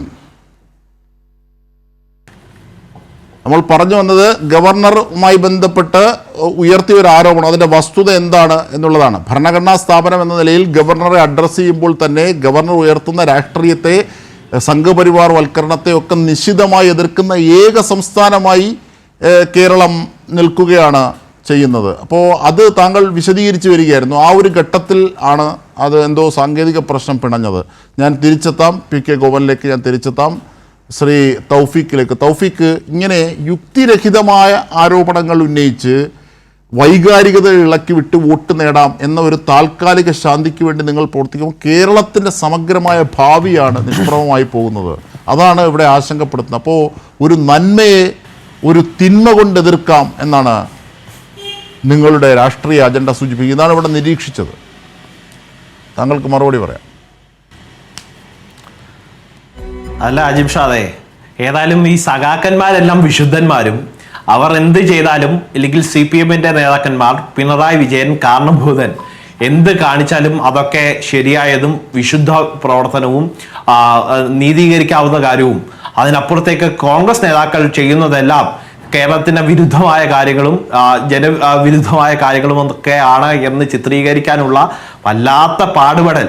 ആ പാടുപെടൽ കണ്ട് ഞാൻ തന്നെ നിങ്ങളോട് ആ ഘട്ടത്തിലടക്കം നിങ്ങളോട് പറയാൻ ആഗ്രഹിക്കുന്ന ഒരു കാര്യം, ഇതൊന്നും കേരളത്തിലെ ജനങ്ങൾക്ക് മുന്നിൽ വില പോകില്ല. കാരണം പ്രബുദ്ധരായ ജനാവിശ്വാസികൾ നിങ്ങൾ ഇല്ലാക്കഥകൾ മെനഞ്ഞാലും നിങ്ങൾ തിരക്കഥകൾ മെനഞ്ഞാലും കേരളത്തിലെ ജനങ്ങൾ ഇതിനെപ്പറ്റി വളരെ കൃത്യമായി കേരളത്തിലെ രാഷ്ട്രീയം, കഴിഞ്ഞ 10 വർഷക്കാലത്തെ രാഷ്ട്രീയം വ്യക്തമായും കൃത്യമായും വീക്ഷിച്ചുകൊണ്ട് മുന്നോട്ട് പോകുന്ന ആളുകളാണ്. ഞാൻ ബഹുമാനപ്പെട്ട ശ്രീ PK ഗോപൻ പറഞ്ഞ കാര്യങ്ങൾക്ക് മറുപടി പറഞ്ഞ ശേഷം ഞാൻ അടുത്ത ഘട്ടത്തിലേക്ക് ബഹുമാനപ്പെട്ട നിരീക്ഷകന്റെ കാര്യത്തിലേക്ക് അടക്കം വരാം. അദ്ദേഹം ആദ്യം പറഞ്ഞത് ഈ PM ശ്രീ വിഷയത്തിലാണ്. PM ശ്രീ വിഷയത്തിൽ കർണാടകയിൽ ഈ പറയുന്ന കാര്യങ്ങൾ അടക്കമുള്ളതാണെങ്കിൽ കർണാടകയിൽ ബദൽ സമ്പ്രദായം ഇല്ലെങ്കിൽ ബദൽ പാഠ്യപദ്ധതി ഉണ്ടാക്കിയിട്ടുണ്ട്. അതിനപ്പുറത്തേക്ക് ഈ SSK ഫണ്ടുമായി ബന്ധപ്പെട്ട് ഈ ബഹുമാനപ്പെട്ട ഇടതു പ്രതിനിധി ശ്രീ PK ഗോവൻ സൂചിപ്പിക്കുന്ന ഒരു സാഹചര്യം ഉണ്ടായി. അങ്ങനെയെങ്കിൽ അയൽ സംസ്ഥാനമായ തമിഴ്നാട് ഈ വിഷയത്തെ എങ്ങനെയാണ് നേരിട്ടത് എന്ന് അദ്ദേഹം ഒന്ന് പരിശോധിച്ചു. കർണാടകയുടെയും രാജസ്ഥാന്റെയും പിടിച്ചു വെക്കാൻ കഴിയില്ല എന്ന ബഹുമാനപ്പെട്ട കോടതി നിലപാടെടുത്തു. ആ ഫണ്ട് അവർക്ക് ലഭിക്കുന്ന സാഹചര്യം ഉണ്ടായി. ഇതിനെ അപ്പുറത്തേക്ക് സ്വന്തം മുന്നണിയിലെ കക്ഷിക്ക് തലേ ദിവസം മന്ത്രിസഭായോഗം കൂടിയാണ്. മന്ത്രിസഭായോഗം കൂടിയിട്ട് പറഞ്ഞു ചർച്ച ചെയ്ത് തീരുമാനിക്കുന്നു. അതിന് 3 ദിവസം മുമ്പ് ഈ പറഞ്ഞ PM ശ്രീ ഒപ്പിട്ട ശേഷമാണ് ഈ പച്ച നുണ, പച്ച കള്ളം അതിന്റെ കാര്യം അദ്ദേഹം ശരിയല്ല. കാരണം കേരളത്തിന് അർഹതപ്പെട്ട കേന്ദ്രത്തിന്റെ വിഹിതമാണ്. അത് തടഞ്ഞു വെച്ചിട്ട് ഏതെങ്കിലും ഒരു കോൺഗ്രസ് MP 10 മിനിറ്റ് അതിനെ സംബന്ധിച്ച് സംസാരിച്ചോ? ഇത് അദ്ദേഹം ചോദിച്ചു.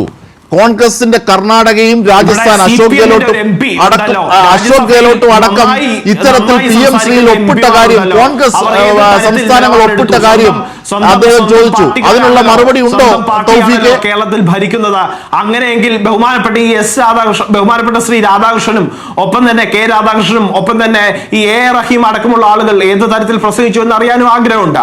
അതൊക്കെ അവിടെ നിൽക്കട്ടെ അജിം ഷാദെ. ബഹുമാനപ്പെട്ട മുഖ്യമന്ത്രി അവർ സംസാരിച്ചിട്ടുണ്ടെങ്കിൽ വലിയ കാര്യം. എന്തായാലും ആ മഹാകാര്യത്തിന് വലിയ വില നൽകുന്നത് കൊണ്ടാണ്, അവർ സംസാരിച്ചതിന് വലിയ പ്രാധാന്യം നൽകുന്നത് കൊണ്ടാണ് സ്വന്തം മുന്നണി കക്ഷികളെ പോലും പറഞ്ഞു പറ്റിച്ച് ആരും അറിയാതെ MA ബേബിയെ പോലും കബളിപ്പിച്ചുകൊണ്ട് ആ പദ്ധതിയിൽ ഒപ്പിട്ടത്. അപ്പോ നിങ്ങളുടെ വിശ്വാസ്യത, നിങ്ങളുടെ ജനപ്രതിനിധികൾക്ക് നൽകുന്ന പ്രാധാന്യവും പരിഗണനയും ഒക്കെ ഞങ്ങൾക്ക് മനസ്സിലാകുന്നുണ്ട്. ഞാൻ അജിംഷാദിനോട് പറയാൻ വന്നത്, അജിംഷാദ് ഇവിടെ ഞങ്ങൾ ഏതാണ്ട് വൈകാരികമായി ഈ വിഷയത്തിൽ കേരളത്തിലെ UDF നേതൃത്വം ഇല്ലെങ്കിൽ ഈ തെരഞ്ഞെടുപ്പിൽ മുന്നോട്ട് പോകുന്നു, ഇല്ലെങ്കിൽ പ്രചാരണം നടത്തുന്നു എന്ന തരത്തിലാണ് അങ്ങ് സൂചിപ്പിച്ചത് എന്നാണ് ഞാൻ മനസ്സിലാക്കുന്നത്. അങ്ങനെയെങ്കിൽ ഞാൻ അങ്ങോട്ട് ചോദിക്കാൻ ആഗ്രഹിക്കുന്ന കാര്യം, ഈ ശബരിമലയിലെ സ്വർണ്ണക്കൊള്ള, ഇതൊക്കെയാണല്ലോ നിങ്ങൾ ശബരിമല വിഷയം എന്ന് പറയുന്നത്. ഈ ശബരിമലയിലെ സ്വർണ്ണക്കൊള്ള, ആ സ്വർണ്ണക്കൊള്ളയിൽ അറസ്റ്റിലാകപ്പെട്ട ആരാണ് അജിം ഷാദെ? ഈ പത്മകുമാർ എന്ന് പറയുന്ന ആളാണല്ലോ.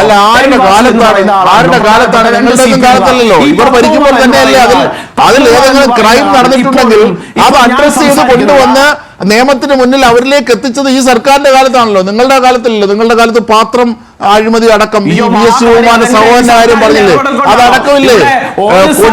കൊടിമരം ആരുടെ കാലത്താണ്? പ്രയാറിന്റെ കാലത്തല്ലേ കൊടിമരം അഴിമതി? ഈ തടി കൊടിമരം എങ്ങനെയാണ്, കൊടിമരം എങ്ങനെയാണ് ഉറപ്പടിക്കുന്നത്? ഇത്തരത്തിൽ ചെന്നൈയിലെ ഒരു നിയമം പലരെയും സംരക്ഷിച്ചുകൊണ്ട് രംഗത്തെത്താൻ ശ്രമിച്ചത് കോൺഗ്രസും BJP-യുമാണ്.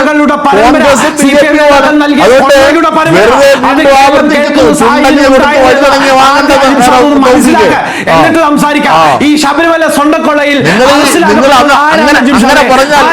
ആരാണ് A പത്മകുമാർ? നിങ്ങളുടെ നേതാവാണോ? അല്ലെങ്കിൽ ആരുടെ കാലത്താണ് സംസാരിക്കുന്നത്? ഈ കൊടിമരം അഴിമതി നടന്ന ആരുടെ കാലത്താണ്? ഈ സർക്കാരിലെ അവര് ഈ ക്രൈം രംഗത്തുണ്ടെന്ന് ഈ സർക്കാരിലെ എന്റെ വളരെ കൃത്യമായിട്ടുള്ള ചോദ്യം, ഈ A പത്മകുമാർ എന്ന് പറയുന്ന ആൾ ഇപ്പോൾ CPM-ൽ ഉണ്ടോ ഇല്ലയോ? CPM-ന്റെ മെമ്പർഷിപ്പ് ഉള്ള ആളാണോ ഈ പറയുന്ന A പത്മകുമാർ? അദ്ദേഹം ഇപ്പോഴും CPM-ന്റെ ജില്ലാ കമ്മിറ്റി അംഗമായി തുടരുന്നുണ്ടോ? ഞാൻ സംസാരിക്കുന്ന അജിം ഷാദെ ഈ പത്തനംതിട്ടയിലാണ്, ആറന്മുള നിയോജകമണ്ഡലത്തിലാണ് ഇപ്പോൾ ഞാൻ സംസാരിക്കുന്നത്. ഈ നിയോജകമണ്ഡലത്തിലെ നിന്നുള്ള ജില്ലാ സെക്രട്ടേറിയറ്റ് അംഗമാണ് അദ്ദേഹം. ജില്ലാ കമ്മിറ്റിയുടെ നിലവിലത്തെ അംഗമാണ് അദ്ദേഹം. 90 കാലങ്ങളിൽ താങ്കളുടെ നിലപാട് മനസ്സിലായി. പക്ഷേ ഞാൻ അതിനെ കാണുന്നത് ഇങ്ങനെയാണ്, ആരായാലും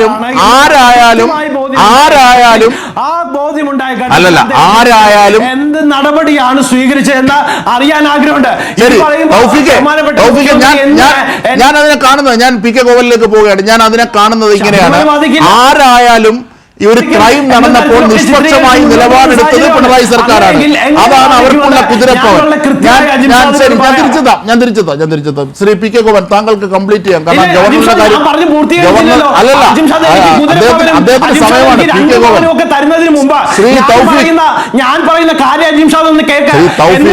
എന്നിട്ട് ഈ പറയുന്ന പത്മകുമാർ എന്ത് നടപടി എടുത്തു, സംഘടനയിൽ നിന്ന് പുറത്താക്കിയെന്ന ഈ പറയുന്ന അജിംഷാദോ CPM-ന്റെ പ്രതിനിധിയോ പറഞ്ഞാൽ ഞാൻ ഒരു കുതിരപ്പവനും ഇല്ലെങ്കിൽ അതിനപ്പുറത്തേക്ക് ഒരു 5 പവനും അജിംഷാദിന് അങ്ങ് തരാം. അത് ശരിയാണ്. കാരണം കൊടിമരത്തിന്റെ കാലം മുതലേ ഉള്ളതുണ്ടല്ലോ, അതുകൊണ്ട് പവന് ഒരു ഷോർട്ടേജ് വരില്ല. കൊടിമരത്തിന് നിങ്ങൾ അന്വേഷിക്കുന്നേ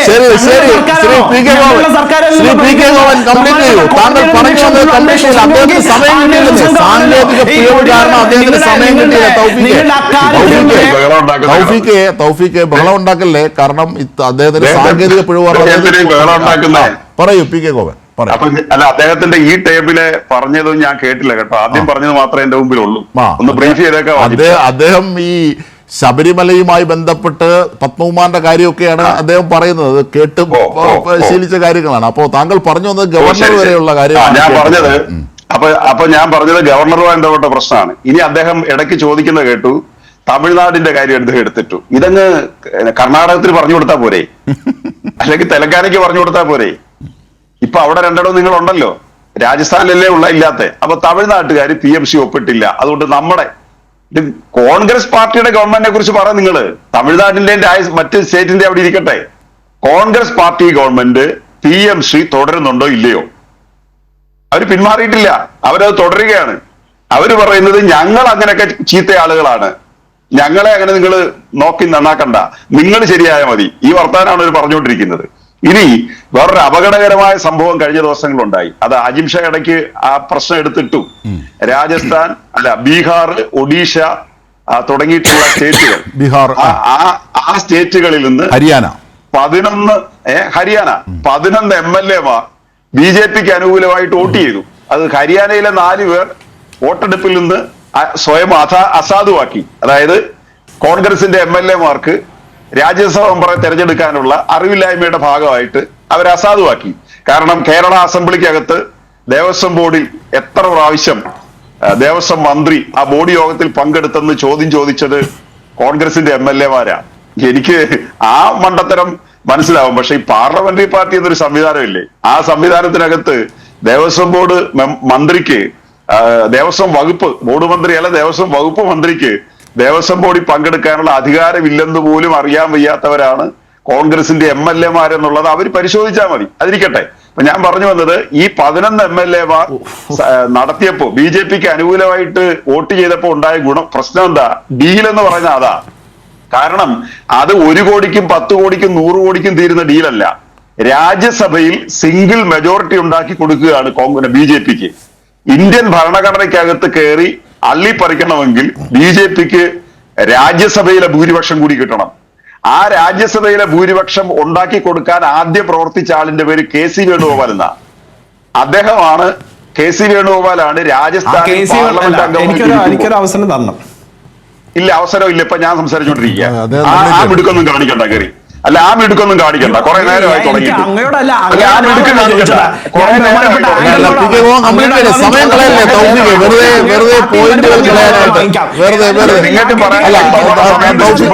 സമയത്തിലേക്ക് തൗഫീഖിന് ഇഷ്ടം പോലെ സമയം തരും. ബഹളം ഉണ്ടാക്കാതിരി, ഈ അസ്വസ്ഥത ഉണ്ടാകാതിരി. KC വേണുഗോപാൽ രാജ്യസഭ മെമ്പറായിരുന്നു രാജസ്ഥാനിൽ നിന്നുള്ള. അദ്ദേഹം കോൺഗ്രസിന്റെ ദേശീയ നേതാവാണ്. എന്തിനാ രാജിവെച്ചേ? ആ രാജിവെച്ച് കഴിഞ്ഞാൽ കോൺഗ്രസിന് ആ സീറ്റ് കിട്ടുമെങ്കിൽ ഓക്കെ, മറ്റൊരാളെ പരിഗണിക്കാൻ വേണ്ടി രാജിവെച്ചു. ആ രാജിവെച്ചാൽ ആർക്കാ പാർലമെന്റ് സീറ്റ് പോന്നെ? അവിടെ BJPക്ക് കിട്ടി, ഒരു ഭട്ടിന് ജയിക്കുകയും ചെയ്തു. ഒരു സീറ്റ് KC വേണുഗോപാലിന്റെ വകയായിട്ട് കൊടുത്തു. എന്തിനാ കേരളത്തിലേക്ക് വന്ന് മത്സരിച്ചത്? ആർക്കാ അറിയാൻ വയ്യാത്ത കേരള രാഷ്ട്രീയം പിടിക്കാൻ. ആ കേരള രാഷ്ട്രീയം പിടിക്കാൻ ഇറങ്ങിയപ്പോഴാണ് സുധാകരന്റെ സീറ്റുമായി ബന്ധപ്പെട്ട് ഇത്രയും ദിവസം നിങ്ങൾക്ക് തർക്കിക്കേണ്ടി വന്നേ. അതുകൊണ്ടാണ് VD സതീശൻ 1 മണിക്കൂറിനകം ഇലക്ഷൻ പ്രഖ്യാപിച്ച് 1 മണിക്കൂർ പുതിയ യാത്ര അവിടെ ചെന്നാലുടൻ പിന്നെ 24 hours ആയി, പിന്നെ 24 ദിവസമായി. എന്തുകൊണ്ടാ സ്ഥാനാർത്ഥി പ്രഖ്യാപിക്കാൻ കഴിയാതെ പോയത്? KC വേണുഗോപാല് കെ സുധാകരനെ അടുപ്പിച്ചില്ല. രമേശ് ചെന്നിത്തല, VD സതീശൻ, ഈ 3 പേരും ഖാർഗെയും രാഹുൽ ഗാന്ധിയും പ്രിയങ്ക ഗാന്ധിയും കൂടെ ഡൽഹിയിൽ ഇരുന്ന് നടത്തിയ ഒരു 3-4 ദിവസക്കാലത്തെ ചർച്ചയാണ്. ആ ചർച്ചയിൽ ആരുടെ ഗ്രൂപ്പിനാണ് കൂടുതൽ MLA-മാരെ ഉണ്ടാക്കാൻ? അങ്ങനെ KC വേണുഗോപാൽ പക്ഷത്തിന് കൂടുതൽ MLA-മാരെ ഒപ്പിച്ച് അദ്ദേഹം കേരള രാഷ്ട്രീയത്തിൽ ഇടപെടാൻ വേണ്ടി ഒരു പാർലമെന്റ് സീറ്റ് BJPക്ക് കൊടുത്ത പാർട്ടി നേതാവിന്റെ പേര് കൂടിയാണ് KC വേണുഗോപാൽ. അതിന്റെ തുടർച്ചയാണ് എംബ്രാൻ അല്പം കട്ടുപുജിച്ചാൽ അമ്പലവാസികളൊക്കെ കാക്കും. 11 MLA-മാർ കൂടിക്കൊണ്ട് BJPക്ക് MP-മാരെ ഉണ്ടാക്കി കൊടുത്തിട്ട് നിൽക്കുക, കേരളത്തിൽ വന്നിരിക്കുക ഡീലിനെ കുറിച്ച് പറയാൻ. ഇത് ആര് വിശ്വസിക്കുന്ന തൗഫീഖ്? ഭരണഘടന അമെന്റ്മെന്റ് ചെയ്യാൻ അവർക്ക് സിംഗിൾ മെജോറിറ്റി ഉണ്ടാക്കി കൊടുക്കുന്ന ജോലി ഇന്ത്യ രാജ്യത്ത് പ്രതിപക്ഷ രാഷ്ട്രീയ പാർട്ടികളെല്ലാം, ഇന്ത്യ മുന്നണി നിൽക്കുന്നവരെല്ലാം BJP പരാജയപ്പെടുത്താൻ അഹോരാത്രം പാടുപെടുകയാണ്. നിങ്ങൾ ബീഹാറിൽ സീറ്റ് പിടിച്ചു വാങ്ങിക്കുന്നു, മറ്റിടത്ത് സീറ്റ് പിടിച്ചു വാങ്ങിക്കുന്നു. ഡൽഹിയിൽ BJPക്കെതിരായി ശക്തമായ പോരാളിയായിരുന്ന ഒരു മനുഷ്യനെ കള്ള അഴിമതി ആരോപണം ഉന്നയിക്കുന്നു. ആര്? രാഹുൽ ഗാന്ധി. എന്നിട്ട് അദ്ദേഹത്തെ ജയിലിൽ അടയ്ക്കുന്നു. സുപ്രീം കോടതി അദ്ദേഹത്തെ വെറുതെ വിടുന്നു. അങ്ങനെ ഭരണം BJPയുടെ കയ്യിലേൽപ്പിക്കുന്നു. ഇനി ആർക്കൊക്കെ എവിടുന്നൊക്കെ പിടിച്ചു കൊടുക്കാവുന്ന റോബർട്ട് വദ്രയും നരേന്ദ്രമോദിയായിട്ടുള്ള കരാറും നിങ്ങൾ പറഞ്ഞാൽ മതി. കാരണം 170 നിങ്ങൾക്ക് നിഷേധിക്കാൻ പറ്റുമോ? ഈ ഇലക്ട്രൽ ഫണ്ടിനകത്ത് 176 കോടി രൂപയാണ് ഇന്ത്യയിലെ ഏതെങ്കിലും പ്രതിപക്ഷ രാഷ്ട്രീയ പാർട്ടികളുടെ നേതാക്കന്മാർ BJPക്ക് ഇലക്ട്രൽ ഫണ്ട് കൊടുത്തിട്ടുണ്ടോ? നിങ്ങളുടെ പ്രിയങ്ക ഗാന്ധിയുടെ ജീവിത പങ്കാളിയാണ് 176 കോടി രൂപ കൊടുത്തത്. ആർക്ക്? നിങ്ങളുടെ രാഹുൽ ഗാന്ധിയുടെ അളിയൻ, നിങ്ങളുടെ രാഹുൽ ഗാന്ധിയുടെ സഹോദരി ഭർത്താവ്, അയാളാണ് 176 കോടി കൊടുത്തത്. അങ്ങനെയാണ് കോൺഗ്രസും BJPയും ഡീല്. ഇനി നിങ്ങള് ഈ ഇവിടുന്ന് ചില ആളുകൾ പോകുന്നതിനെ കുറിച്ച് നിങ്ങൾ പറഞ്ഞല്ലോ. രാജേന്ദ്രൻ, രാജ എന്ന ആദ്യം പറഞ്ഞത്, തമ്മിൽ തിരിച്ചറിയാൻ വയ്യാതെ പോയതാ രാജേന്ദ്രൻ. പിന്നെ ആരാണ്? G. സുധാകരൻ നിങ്ങളുടെ പാർട്ടിയിലേക്ക് വന്നു. പിന്നെ ആരാണ്?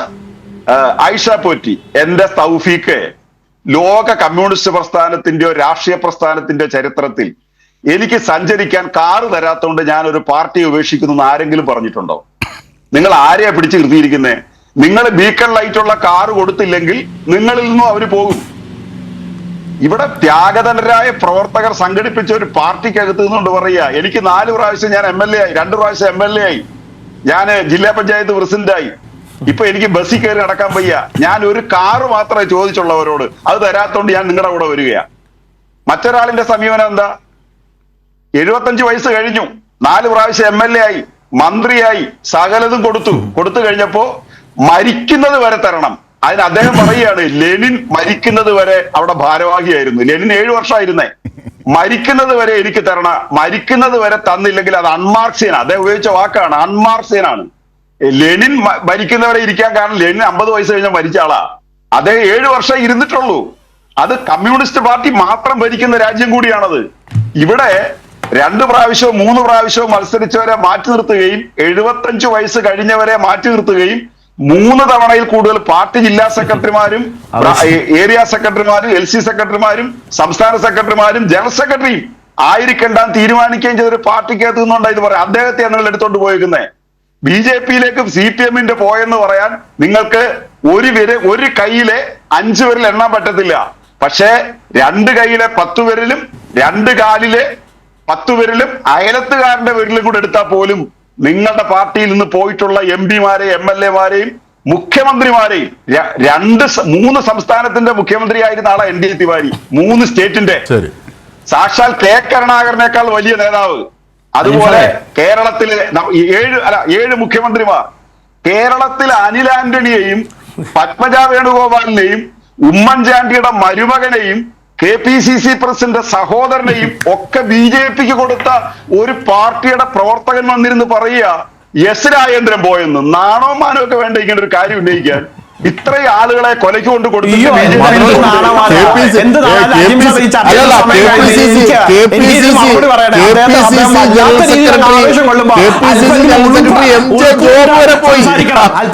തീർച്ചയായും ചർച്ച അതിന്റെ ചില സാങ്കേതിക പിഴവും പിന്നീട് തൗഫീഖ് അടക്കം താമസിച്ചു വന്നതിന്റെ ഒക്കെ ഫലമായിട്ട് വൈകി. എന്തായാലും ഓരോ മിനിറ്റ് വീതം 3 പേർക്കും തരാം. തൗഫീഖ്, താങ്കൾക്ക് അവസാനമായി താങ്കളുടെ വാദം നിർത്താം, 1 മിനിറ്റിൽ പ്ലീസ്. അല്ല, ബഹുമാനപ്പെട്ട ശ്രീ PK ഗോപൻ പറഞ്ഞത് മാത്രം മറുപടി പറയാനുള്ള സമയമേ ഉള്ളൂ. അതുകൊണ്ട് തന്നെ ഞാൻ പറയാം, അദ്ദേഹത്തിന് ഈ ബഹുമാനപ്പെട്ട PK ഗോപന് ഈ കൈരളിയുടെ ചർച്ചയിൽ അടക്കം വന്നിരുന്ന PK ഗോപൻ CPM എന്ന ആ ലേബലിൽ ചർച്ചയ്ക്ക് വരാൻ കാരണക്കാരനാകുന്നതും ഇല്ലെങ്കിൽ ആ ചിഹ്നം ഇപ്പോഴും ഉപയോഗിക്കാൻ കഴിയുന്നതും ഒക്കെ ഈ പറയുന്ന അതേ KC വേണുഗോപാലും ഇതേ പറയുന്ന രാഹുൽ ഗാന്ധിയും ഒക്കെ ഉള്ളത് കൊണ്ടാണ് എന്ന് അദ്ദേഹം ആദ്യം ഒന്ന് മനസ്സിലാക്കിയാൽ കൊള്ളാം. രണ്ടാമത് K. സുധാകരനുമായി ബന്ധപ്പെട്ട വിഷയമാണെങ്കിൽ കഴിഞ്ഞ മാധ്യമങ്ങളൊക്കെ 2 ദിവസം വല്ലാത്ത രീതിയിലൊക്കെ ഇതാ K. സുധാകരൻ രാജിവെക്കാൻ പോകുന്നു, ഗുഡ് ബൈ പറഞ്ഞു, സ്വതന്ത്രനായി മത്സരിക്കാൻ പോകുന്നു, അദ്ദേഹം കണ്ണൂരിൽ സ്വതന്ത്രനായി മത്സരിക്കും, 25 അടുത്ത സ്ഥാനാർത്ഥികളെ നിശ്ചയിക്കും, അദ്ദേഹം വലിയ പ്രശ്നം ഉണ്ടാക്കുന്നു എന്നൊക്കെ ഇല്ലാക്കഥകൾ മെനഞ്ഞ ഇല്ലാക്കഥകൾ രചിക്കാൻ വല്ലാതെ പാടുപെടുന്ന ഒരു സാഹചര്യം അടക്കം കണ്ടതാണ്. ഏറ്റവും ഒടുവിൽ എല്ലാം പൊളിഞ്ഞ പാളിസാകുന്ന ഒന്നും വിലപോകാത്ത സാഹചര്യം. ബഹുമാനപ്പെട്ട കൃത്യം സ്റ്റേറ്റ്മെന്റ് കേരളത്തിന്റെ മുൻ KPCC അധ്യക്ഷൻ ബഹുമാനപ്പെട്ട K. സുധാകരൻ MP പറഞ്ഞതോടുകൂടി CPM അതുവരെ രചിച്ച മുഴുവൻ നരേഷനും ഈ പറയുന്ന മുഴുവൻ ഇല്ലാക്കഥകളും നുണക്കഥകളും ഒക്കെ പൊളിഞ്ഞു വീഴുന്നത് നമ്മൾ കണ്ട് മനസ്സിലാക്കി മുന്നോട്ട് പോയതാണ്. ഇനി സ്ഥാനാർത്ഥി നിർണയവുമായി ബന്ധപ്പെട്ടാണെങ്കിൽ സ്ഥാനാർത്ഥി നിർണയം നിങ്ങൾ 2 ടൈമിൽ മാറ്റി നിർത്തി, 3 ടൈമിൽ മാറ്റി നിർത്തി എന്നൊക്കെ പറയുമ്പോൾ മരുമകനും ഇഷ്ടക്കാർക്കും ഒക്കെ നിങ്ങൾ ഇത്തരത്തിൽ ഇളവ് നൽകിയിട്ടുണ്ടോ എന്ന അടക്കം പരിശോധിക്കപ്പെടേണ്ട സാഹചര്യമുണ്ട്. മരുമകനില്ലാത്ത എന്ത് അയോഗ്യതയാണ് ഈ ഷംസീർ അടക്കമുള്ള സ്പീക്കർ ആയിരുന്ന ആളുകൾക്കടക്കം ഉണ്ടായതെന്നും അങ്ങനെയാണെങ്കിൽ രാഹുൽ ഗാന്ധിക്ക് എന്ത് യോഗ്യതയാണുള്ളതെന്ന് ചോദിക്കേണ്ടി വരും. രാജീവ് ഗാന്ധിയുടെ ഭാര്യയായ സോണിയാഗാന്ധിക്ക് എന്ത് യോഗ്യതയാണെന്ന് ചോദിക്കേണ്ടി വരും. അങ്ങനെ രണ്ടു കാലിലും മന്ത് വെച്ചിട്ട് വിരൽ മന്തുള്ളവരെ കുറ്റം പറയുന്ന രീതിയിൽ അത് നടക്കത്തില്ല. അല്ല, താങ്കൾ പറഞ്ഞല്ല, താങ്കൾ പറഞ്ഞ അടിസ്ഥാനപരമായി ശരിയല്ല. അടിസ്ഥാനപരമായി അൺപാർലമെന്ററിയാണ്. ഈ പ്രവർത്തന പന്ഥാവിൽ നിൽക്കുന്നവരെയാണോ ഇങ്ങനെ ബന്ധം വെച്ച് പറയുന്നത്? അത് ശരിയല്ല. അങ്ങനെയാണെങ്കിൽ രാഹുൽ ഗാന്ധി സോണിയാഗാന്ധി ആരാണ്? അത് വിടൂ. ഓക്കെ. താങ്കളുടെ സമയം പൂർത്തിയായി.